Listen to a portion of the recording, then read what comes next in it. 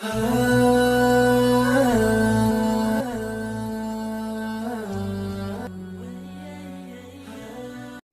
اس کا جان اس کی دل اس کا ہے مومنو، تن اس کا جان اس کی دل اس کا ہے مومنو، جب سب اسی کا ٹھہرا تو پھر ہم نے کیا دیا۔ السلام علیکم ورحمۃ اللہ وبرکاتہ۔ ایک عاشق فقیر کا میں یہ واقعہ سنا رہی ہوں، حضرت موسیٰ علیہ السلام کے دور مبارک کا ہی یہ قصہ۔ ایک بانجھ عورت کو 7 بیٹے کس طرح عطا ہوئے؟ کیا صدقے کی اسلام میں اتنی اہمیت ہے؟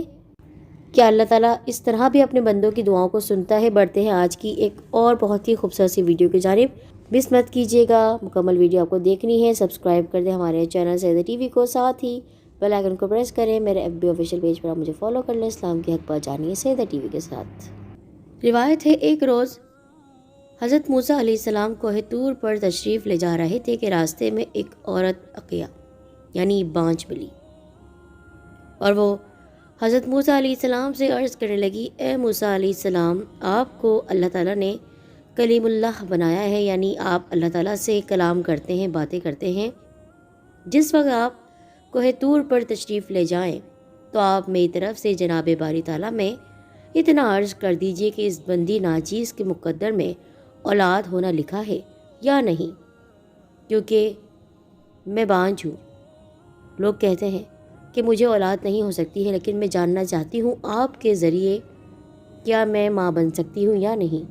آپ نے اس کی عرضی سنی، اور اس کی عرضی سن کر آپ کوہ طور پر تشریف لے گئے۔ اللہ تعالیٰ سے آپ ہم کلام ہو رہے تھے، بات چیت کر رہے تھے، جو بھی مسئلے مسائل اور جتنی باتیں آپ اللہ تعالیٰ سے وہاں کیا کرتے تھے اپنی نبوت کے حوالے سے، وہ سب آپ نے کی، اور اس گفتگو کے دوران آپ اس عورت کا پیغام بھول گئے۔ جب وہاں سے واپسی کا ارادہ کیا تو حق کے باری تعالیٰ کی طرف سے خطاب ہوا کہ اے موسیٰ علیہ السلام، اس عورت کا پیغام آپ ہمیں بتانا بھول گئے ہیں۔ موسیٰ علیہ السلام نے کہا، اللہ تعالیٰ تو عالم الغیب ہے، البتہ ایک عورت نے مجھ سے کہا ہے کہ میری طرف سے جناب باری میں عرض کرنا کہ مجھ ناچیز کو اولاد کیوں نہیں عطا کی جاتی۔ حکم جناب باری کا آیا کہ اے موسیٰ علیہ السلام، لوح محفوظ کو دیکھیے۔ تو موسیٰ علیہ السلام نے دیکھا کہ اولاد اس عورت کی تقدیر میں نہ تھی۔ تب موسیٰ علیہ السلام کوہ طور سے واپس ہوئے۔ وہ عورت حضرت موسیٰ علیہ السلام کا انتظار کر رہی تھی کہ اتنے میں موسیٰ علیہ السلام آئے، اور اللہ عز و جل کی طرف سے جو جواب ملا تھا وہ جواب نا امیدی بھی ساتھ لائے تھے، یعنی اس کے حق میں یہ مناسب تھا ہی نہیں کہ اس کی اولاد ہو۔ اب اس عورت نے یہ بات سنی کہ میرے ہاں اولاد ہو ہی نہیں سکتی ہے، میں بن بچوں کے رہوں گی۔ وہ بہت ہی اداس ہوئی، روتی رہی، روتی روتی اپنے گھر چلی گئی۔ ابھی وہ اپنے گھر جا رہی تھی کہ اس کو راستے میں ایک درویش دکھا۔ وہ اس کے قریب گئی۔ فقیر کہنے لگے، میں بہت بھوکا ہوں، مجھے اگر تم 2 روٹی دے دیتی ہو تو میری بھوک مٹ جائے گی۔ وہ کہنے لگی، میں تو ابھی راستے میں ہوں، گھر تک نہیں پہنچی ہوں۔ تو فقیر نے کہا، میری مدد کر دو، تمہاری جو خواہش ہے وہ پوری ہو جائے گی۔ اب اس نے سوچا کہ میرے نصیب میں تو اولاد ہے ہی نہیں، ہو سکتا ہے اس فقیر کو میں روٹی دوں تو میرے ہاں اولاد ہو جائے۔ اب یقین آپ دیکھیے کہ لوح محفوظ پر تقدیر میں لکھا ہوا ہے اولاد نہیں ہوگی، لیکن نیت اس کی یہ کہ اگر میں صدقہ کرتی ہوں تو ہو سکتا ہے اللہ تعالیٰ میرے نصیب میں اولاد لکھ دے۔ اس فقیر کو لے کر گھر آئی اور گرم گرم روٹی بنا کر فقیر کو دے دی۔ فقیر نے دعا دی کہ اللہ تعالیٰ تمہیں 7 بیٹے عطا کرے۔ اتنی خوبصورت دعا اس عورت نے سنی تو بہت خوش ہوئی، کہنے لگی، اللہ تعالیٰ تمہاری زبان مبارک کرے۔ وہ وہاں سے جا چکا تھا۔ آپ اللہ تعالیٰ کی عطا دیکھیے کہ اپنے بندے کے کیے ہوئے عمل کو وہ ٹالتا نہیں ہے۔ دعا دے دی گئی، اور اللہ تعالیٰ نے اس کی تقدیر میں اولاد نہ ہونے کے باوجود اس کو 7 بیٹے عطا کیے۔ کئی سال ہو گئے اور وہ بچے اب بڑے بھی ہو گئے تھے۔ اتفاقاً حضرت موسیٰ علیہ السلام ایک دن اس طرف جا نکلے۔ دیکھتے کیا ہیں کہ وہ عورت جو کبھی بانجھ تھی، اس کے 7 بیٹے کھیل رہے ہیں۔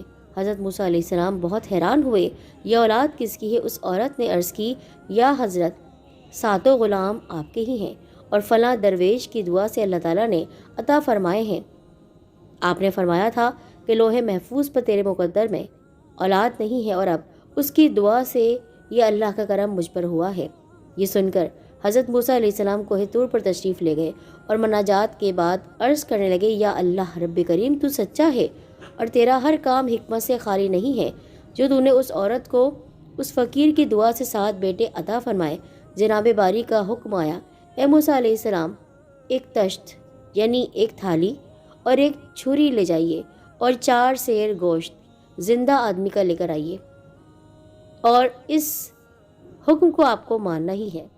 حضرت موسیٰ علیہ السلام نے حکم باری کو سنا اور 3 روز تک حضرت موسیٰ علیہ السلام پھرے، لیکن کسی شخص نے بھی ایک بوٹی نہ دی۔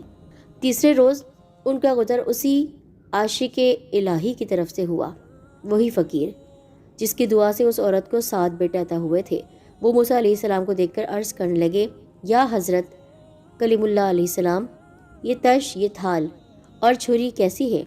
حضرت موسیٰ علیہ السلام نے فرمایا، اللہ تبارک و تعالیٰ کو 4 سیر زندہ آدمی کے گوشت کی ضرورت ہے، 3 روز تھے، تمام جگہ پھرتا ہوں لیکن کسی نے اس بات پر یقین نہیں کیا۔ یہ سن کر وہ عاشق مولا بےتاب ہو گیا اور تشت اور چھری لے کر بولا، کہاں کا گوشت درکار ہے؟ بتائیے کہاں سے گوشت کاٹ کر دوں؟ حضرت موسیٰ علیہ السلام نے فرمایا، اس کی تفصیل تو حق سبحانہ و تعالیٰ نے نہیں فرمائی، اب دریافت کر کے آتا ہوں۔ یہ سن کر عاشق اللہ کو کہاں تاب تھی، فوراً ہر جگہ سے گوشت کاٹنا شروع کر دیا اور وہ تھال بھر دیا۔ اس حقیر کے اس ہدیے کو، ناچیز سے چیز کو قبول فرمائیے۔ موسیٰ علیہ السلام حیرت سے اس کو دیکھ رہے تھے۔ تھال لے کر کوہ طور پر آئے اور گوشت اور چھری درگاہ باری میں پیش کی۔ ندا آئی، اے موسیٰ علیہ السلام، اسی جانباز کی دعا سے 7 بیٹے دیے تھے جس کا گوشت آپ لے کر آئے ہیں۔